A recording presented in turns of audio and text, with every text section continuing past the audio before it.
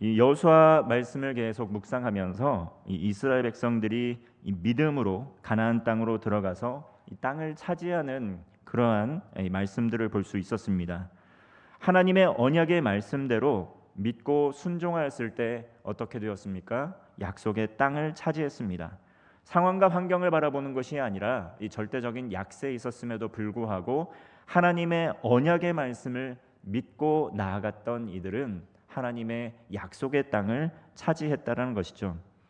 하나님의 말씀을 붙들고 이 믿음으로 선포했던 이들은 하나님께 인정을 받고 또 하나님께 칭찬을 받고 땅을 차지했습니다. 그러나 하나님의 언약의 말씀을 또 인정하지 않고 그 말씀을 붙들지 않았던 이들은 가나안 땅에 들어가지 못하고 땅을 차지하지 못하였다라는 것을 우리 말씀을 통해 묵상을 했습니다. 이렇게 하나님께서는 땅 분배를 마치게 하셨습니다. 이 믿음으로 순종했던 모든 이들에게 땅 분배를 모조리 다 마치게 되었습니다. 그리고 오늘 본문에서 이스라엘 백성들에게 이 다시금 이 도피성이라는 그러한 피할 길을 마련해 주시는 것을 볼 수 있습니다. 하나님께서 믿음으로 또 승리하여서 또 믿음의 백성들이 땅을 차지하게 하셨지만 그 땅을 살아가는 가운데 자신도 모르게 또 잘못을 저지를 때가 있을 수 있다는 것입니다. 그래서 그 피할 길을 마련해 주신 것이 바로 오늘 본문의 말씀입니다.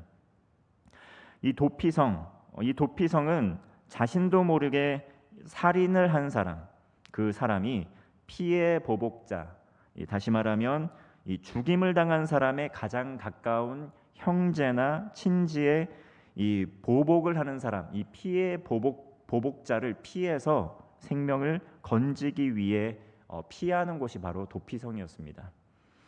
이 도피성은 하나님께서 이스라엘 백성들이 이 출애굽을 할 때부터 알려주신 제도입니다. 하나님께서는 율법을 통해 신실하게 하나님의 백성들을 이끌어 가셨고 또 율법을 통해 한치의 오점 없이 이 공의와 정의를 바로 세워 가셨지만 이 율법을 지키는 사람들, 이 백성들은 실수를 할 수 있다는 것입니다. 넘어지기도 한다는 것입니다. 그렇게 넘어지고 실수하고 심각한 또 죄를 저지르게 되었을 때 피할 길을 마련해 주신 것이 바로 이 도피성 본문인 것입니다. 율법을 지키지 못한 이들을 위한 은혜의 길, 이것이 바로 도피성이었던 것입니다. 2절의 말씀입니다. 이스라엘 자손에게 말하여 이르기를 내가 모세를 통하여 너희에게 말한 도피성들을 너희를 위해 정하여. 이렇게 하나님께서는 이스라엘 자손들에게 모세를 통해 말한 도피성을 너희를 위해 정하라 이렇게 말씀을 합니다. 하나님께서는 이 모세를 통해 이미 이 말씀하신 그 도피성을 이제 너희를 위해 정하라 말씀을 하시는데 이 먼저 도피성이 언급된 본문을 보면 제일 먼저 출애굽기 21장 13절의 말씀에 나옵니다. 만일 사람이 고의적으로 한 것이 아니라 나 하나님이 사람을 그의 손에 넘긴 것이면 내가 그를 위하여 한 곳을 정하리니 그 사람이 그리로 도망할 것이며. 하나님께서 예비하여 주신 은혜의 처소, 이것이 바로 도피성이었습니다. 이것은 하나님을 위한 처소가 아니라 바로 이 하나님의 택한 백성들을 위한 은혜의 처소가 바로 도피성이었다는 것이죠. 하나님께서는 의도성이 없이 또 부지 중에 살인한 사람의 그 살인 사람을 구제하시기 위해서 그 은혜의 율법을 베풀어 주셨습니다. 하나님께서는 율법을 통해 살인하지 말라 이렇게 말씀해 주셨습니다. 그런데 살인하지 말라 말씀해 주셨음에도 불구하고 이 부지 중에 하나님의 말씀을 지키려고 했지만 지키지 못한 이들이 있었다라는 것입니다. 그 인생을 살아가는 가운데 우리가 하나님의 말씀을 지키려고 하지만 지키지 못할 때가 많이 있습니다. 그런데 지키려고 노력을 했지만 우리의 또 연약함 때문에 또 우리의 미약함 때문에 또 넘어지고 쓰러질 때마다 이 율법대로 정확하게 판결을 해서 심판을 하게 된다면 아마 그 하나님의 심판 앞에 율법이라는 잣대 앞에서 하나님의 심판 앞에 살아남을 수 있는 사람은 아무도 없을 것입니다. 이미 구약의 율법에도 이렇게 피할 길, 도피성이 마련되어 있었다라는 것입니다. 살인하지 말라고 명령하셨지만 고의로 한 것이 아니라면 하나님의 은혜를 입을 수 있다라는 것이 이 도피성 제도였던 것입니다. 그러나 이 살인자 중에서도 의도적으로 살인을 한 이들은 어떻습니까? 의도적으로 살인을 저지른 것이 명백한 사람은 도피성에 들어갈 수가 없었습니다. 그런데 고의성을 밝히기 어렵고 또 피해 보복자에 의해서 살인을 저지르지 않았음에도 불구하고 또 억울하게 이 죽임을 당할 위기에 처한 사람들은 피할 수 있었다라는 것이죠. 여러분, 여기에서 정말 하나님께서 도피성을 마련해 주셨지만 의도적으로 고의적으로 또 의도적으로 고의적으로 계속해서 범죄하였던 일을 하나님께서 거저 도피성으로 주시는 것은 아니라는 것을 우리는 기억해야 됩니다. 이것을 오늘날 의미로 해석을 해보자면 우리가 거듭난 그리스도인이 됐음에도 불구하고 이 거듭해서 하나님의 말씀을 어기고 또 하나님의 뜻을 거스르면서 그것이 고의적으로 지속적으로 반복적으로 되고 있을 때에 우리는 하나님의 그 처소 피난처로 들어가기에 합당치 않다라는 것을 기억해야 된다는 것입니다. 하나님께서 살인하지 말라고 하셨는데 살인한 자가 거저 도피성으로 들어가는 것이 아니라는 것입니다. 의도적으로 살인한 자가 거저 도피성으로 들어갈 수 없었다라는 것을 우리는 기억해야 된다는 것입니다. 이 7절과 8절의 말씀을 보면 요단강 동쪽, 서쪽, 또 북부, 중부, 남부 이렇게 6개 지역으로 구별해서 6개 도피성이 마련되어 있는 것을 볼 수 있습니다. 이 7절과 8절의 말씀을 보시면 서쪽과 동쪽으로 나뉘어져 있습니다. 게데스, 세겜, 헤브론 이것은 서쪽에 있는 땅들이고 그리고 베셀, 또 길랏, 라못, 또 골란 또 이러한 지역들은 동쪽에 있는 그러한 도피성들입니다. 이렇게 서쪽에 있든지 동쪽에 있든지 하나님께서는 어디에 있든지 또 부지 중에 살인한 자가 또 어느 때에 부지 중에 살인을 저지르더라도 목숨을 건질 수 있도록 가장 가까운 곳에 도피성을 도처에 마련해 주신 것입니다. 만약에 한쪽에만 서쪽 편에만 도피성이 또 몰려 있었다고 한다면 아마도 또 도피성으로 가는 길에 또 죽임을 당할 수도 있지 않겠습니까? 그래서 하루길쯤 되는 곳에 도피성을 분산시켜 놓아서 어디든지 부지 중에 죄를 지었을 때 목숨을 건질 수 있도록 은혜를 베풀어 주셨다라는 것입니다. 이 도피성에 관한 본문 앞서 출애굽기 본문에서도 말씀을 드렸지만 또 민수기 35장 또 신명기 또 4장과 19장 말씀에서도 이 도피성에 대해서 끊임없이 말씀을 하고 있습니다. 이 도피성으로 피하게 되면 목숨을 건질 수 있다는 것입니다. 그러나 도피성을 벗어나서 거주하는 곳을 떠나게 되면 죽임을 당하기 때문에 각별히 조심해야 했습니다. 이 도피성을 보면 이 하나님께서 죄인을 심판하실 뿐만 아니라 은혜를 베풀어 주시는 하나님이심을 우리는 볼 수가 있는 것입니다. 구약의 하나님을 자칫 또 공의와 정의의 하나님 또 그리고 또 하나님께서는 좀 자비보다는 사랑보다는 심판하시고 징계하시는 부분에 이 포커스를 맞추는 수가 있는데 이 도피성의 예에서도 볼 수 있듯이 하나님께서는 어느 상황에서든지 그 사랑과 은혜와 긍휼을 거두시지 않으시는 하나님이시라는 것을 우리는 볼 수가 있습니다. 사람은 살아가는 가운데 누구나 잘못을 저지르게 마련입니다. 이 세상에 완벽한 사람은 없다는 것이죠. 거듭난 그리스도인들도 그러합니다. 그러나 죄를 짓더라도 또 고의성이 없다면 하나님께서 또 용서해 주신다는 것, 그것을 기억해야 됩니다. 또 심지어 때로는 알지 못한 채 또 죄를 저지르기에 애를 썼던 우리의 삶이지만 하나님께서 끝까지 은혜를 베풀어 줘서 건져 주시는 하나님이시라는 것, 그것을 기억해야 된다는 것입니다. 하나님께서는 악한 죄인이라 할지라도 기회를 주십니다. 그리고 진정으로 회개하고 돌이키는 그 죄인의 회개를 기뻐하신다는 것을 우리는 도피성 제도를 통해 알 수 있는 것입니다. 여러분 어떻습니까? 고의로 또 살인을 저지른 것은 아니지만 이 살인자라는 그 또 이름이 붙은 사람, 그 사람이 목숨을 건지게 된다면 그것을 바라보는 사람들의 가슴은 굉장히 아플 것입니다. 사랑하는 사람을 그 살인자 때문에 사랑하는 사람을 또 잃게 된 가족들 그리고 친지들 가슴이 매우 아플 것입니다. 그러나 또 반면에 또 부지 중에 살인을 저지른 사람 또 그의 가족은 또 어떻습니까? 이것이 옳고 그름을 또 그름을 나눌 수 있는 부분은 아니라는 것이죠. 이 결국은 하나님께서 정해 주신 이 피난처 되시는 하나님의 품에 하나님의 품으로 들어감으로 말미암아 이 중재자 되시는 이 도피성으로 들어감으로 말미암아 이 모든 것이 바로 잡힐 수가 있다는 것입니다. 더 큰 은혜를 베풀어 주셨던 하나님께서 중재하시기에 그것에 굴복하고 그것에 순종하면서 화해와 화목의 길로 나아갈 수 있었던 것입니다. 이것은 사람이 할 수 없었다라는 것이죠. 과거의 율법의 기본 정신은 어떻습니까? 신명기 19장 21절의 말씀을 보면 내 눈이 긍휼히 여기지 말라. 생명에는 생명으로, 눈에는 눈으로, 이에는 이로, 손에는 손으로, 발에는 발로이니라. 이렇게 눈에는 눈, 생명에는 생명, 이에는 이, 손에는 손, 발에는 발. 이것을 이 동일한 상해나 배상을 원칙으로 하는 동해보복법이라고 이야기합니다. 이 동일한 손해에 대해서는 동일하게 보복한다라는 이러한 법인 것입니다. 이러한 율법을 만일 지킨다고 한다면 똑같이 또 이렇게 당한 대로 되갚아 준다라는 것은 이 원래는 이 연약한 자, 약한 자들을 보호하기 위한 그 보호의 법이었습니다. 그런데 어떻습니까? 내가 알지 못한 채 생명을 해한 자, 나도 모르게 또 눈을 해할 수밖에 없었던 상황에 처했던 자, 이렇게 억울한 상황에 처했던 사람들을 구제할 방법이 없지 않습니까?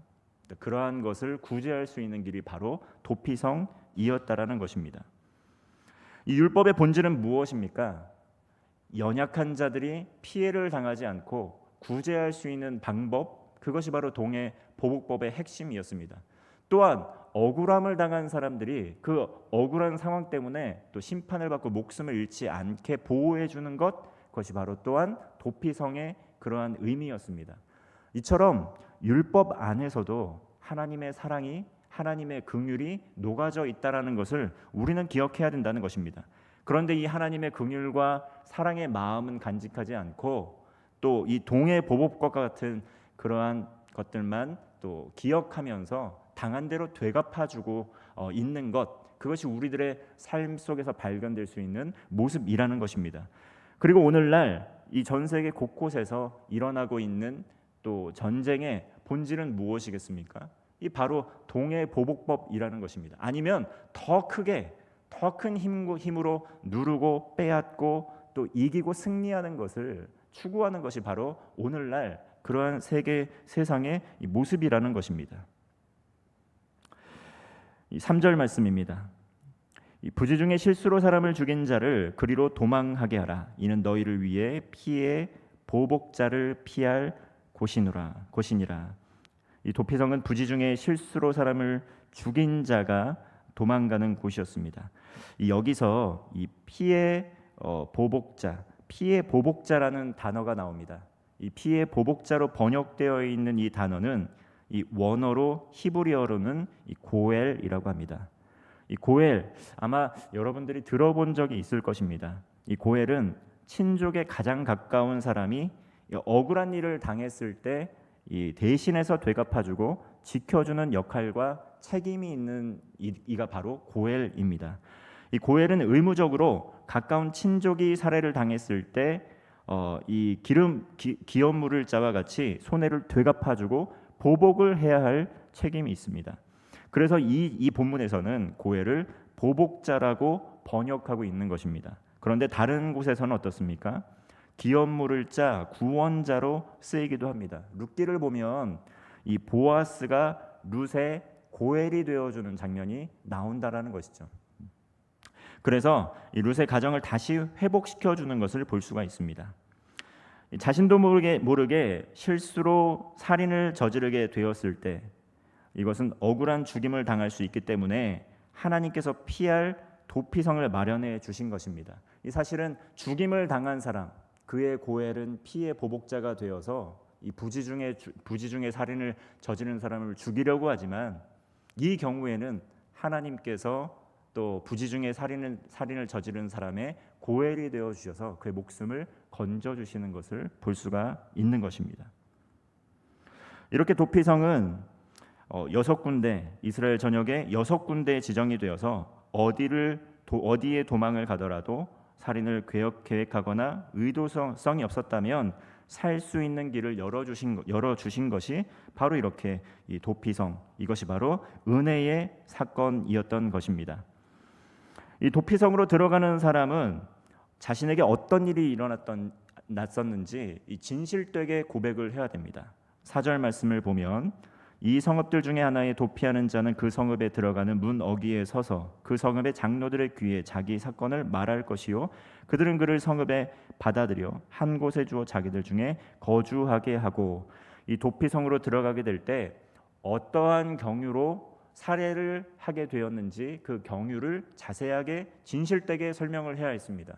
만약에 그것이 거짓으로 판명이 되거나 이 사람이 고의로 살인한 살인자였다라는 것이 밝혀지게 된다면 그를 그 성읍에서 끄집어내서 그를 돌로 쳐 죽였다라는 것입니다. 이 5절 말씀을 보면 피해 보복자가 그의 뒤를 따라온다 할지라도 그들은 그 살인자를 그의 손에 내주지 말지니 이는 본래 미워함이 없이 부지중에 그의 이웃을 죽였습니다. 이처럼 도피성에 들어가게 된 사람은 원수들이 쫓아와서 이 사람을 내놓으라고 이렇게 요청을 할지라도 도피성 안에서는 안전할 수 있다는 것이었습니다. 도피성 안에서는 생명을 건질 수 있었다라는 것입니다.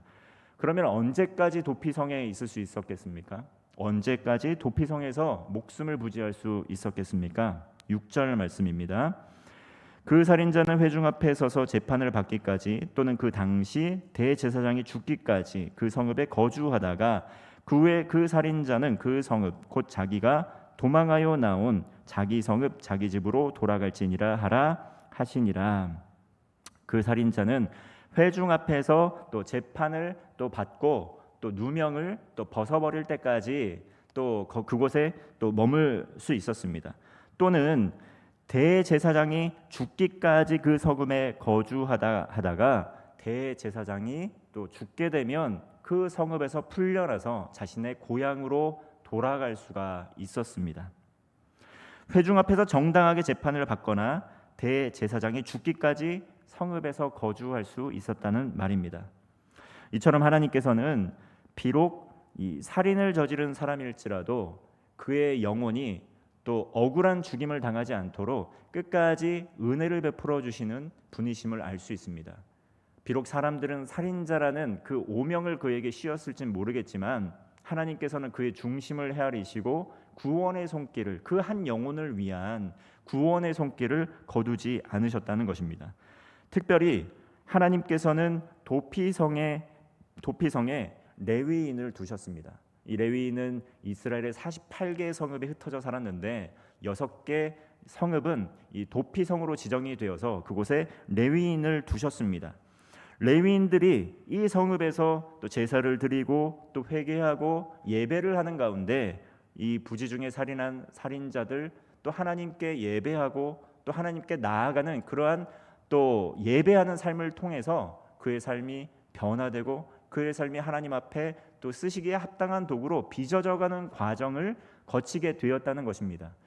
살인자였고 또 도망자였고 또 폭행자였고 박해자였을 수 있지만 그 도피성으로 들어가서 하나님께 더 가까이 나아갈 수 있는 기회가 되어서 하나님께서 쓰시기에 합당한 도구로 빚어져가는 과정이 되었다는 것입니다. 다시 말하면 하나님의 뜻 가운데 회복할 수 있는 기회가 되었다는 것입니다. 부지중에 또 살해를 저지르고 본인도 얼마나 당황스럽겠습니까? 부지중에 잘 살아가고 있다가 또 부지중에 이 엄청난 실수를 하고 본인도 얼마나 다급했겠습니까? 삶의 모든 터전을 다 벗어버리고 다 내려놓고 도피성으로 목숨만 건지기 위해서 도망가야 하는데 그 얼마나 다급했겠습니까? 우린 이러한 모습을 보면서 이 성경에 또한 야곱의 모습을 떠올릴 수 있다는 것이죠.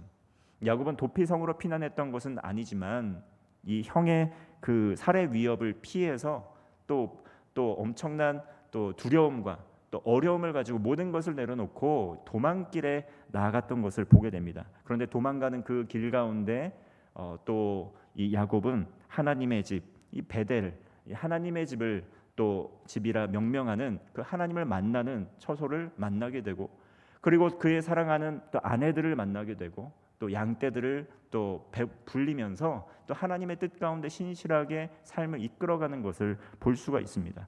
결국은 하나님을 깊이 만나고 그의 이름이 이스라엘로 변화되는 놀라운 역사가 있었다는 것이죠. 인생길에서 부지 중에 또 살인을 저지른 것 같은 여러 가지 실수, 여러 가지 어려움을 겪을 수 있습니다. 잘못할 수 있습니다. 그러나 도피성이 되시는 우리 하나님께 나아가게 될 때, 하나님께 더 가까이 나가게 될 때 말씀과 기도를 통해 더 아름다운 하나님께서 쓰시기에 합당한 그 도구로 빚어질 수 있다라는 것을 우리는 기억해야 된다는 것입니다. 그리고 도피성으로 피한 사람은 대제사장이 죽게 되면 자유의 몸이 된다는 것입니다. 억울한 누명을 벗고 고향으로 귀향할 수 있게 된다는 것입니다. 이와 같이 도피성은 무엇을 예표하는 것입니까? 대제사장이신 예수 그리스도를 예표한다고 할 수 있습니다. 그 이름을 믿는 모든 사람들 제 용서를 받아 구원의 은혜를 받고 모든 죄로부터 건짐을 받아 구원을 받아 자유함의 은혜를 누리게 되었다는 것입니다. 영원하신 대제사장이신 예수 그리스도를 믿고 따르면 죄 사함을 받아 우리는 하나님의 나라, 그 하나님의 영원한 도성 천국으로 들어갈 수 있다는 것입니다. 예수 그리스도께서 우리 죄인인 우리를 위하여 십자가에 달려 대신 죽임을 당하셨기 때문에 이제는 더 이상 피의 보복자, 어둠과 사망의 권세에 쫓기지 않아도 된다는 것입니다. 우리의 고엘이 되어 주셔서 우리의 삶을 신실하게 인도해 주신다는 것입니다. 인생의 환난을 만나고 인생의 어려움을 만날지라도 그것이 하나님의 그 품 안에 나아가는 그러한 삶을 통해서 우리는 하나님께서 쓰시기에 합당한 아름다운 도구로 빚어져 갈 수 있다는 것입니다. 요한복음 8장 32절은 말씀합니다. 진리를 알지니 진리가 너희를 자유롭게 하리라. 우리가 하나님을 예배하는 것, 하나님의 말씀을 듣는 것, 하나님께 기도하는 것, 하나님의 사랑하는 백성들과 교제하는 것, 이 성경의 진리의 말씀을 붙들고 또 우리의 주님의 말씀에 순종하는 가운데 더욱더 우리의 삶이 자유로워지는 것을 경험할 수 있습니다. 무엇으로부터 자유로워집니까? 이 세상 나라, 어둠과 사망의 권세를 또 주름잡고 있는 마귀의 권세로부터 또 자유로워지게 되고, 그리고 이 세상의 모든 탐욕스러운 것들로부터 자유로워지게 되고, 그리고 영원한 하나님 나라의 꿈, 하나님 나라의 비전, 하나님 나라의 약속, 부활의 소망을 가지고 더욱더 자유한 삶을 살아갈 수 있다는 것입니다. 하나님의 말씀, 언약의 말씀을 알게 되면 죄와 어둠과 사망의 속박과 굴레로부터 벗어나서 참된 자유함을 누릴 수 있다는 것입니다.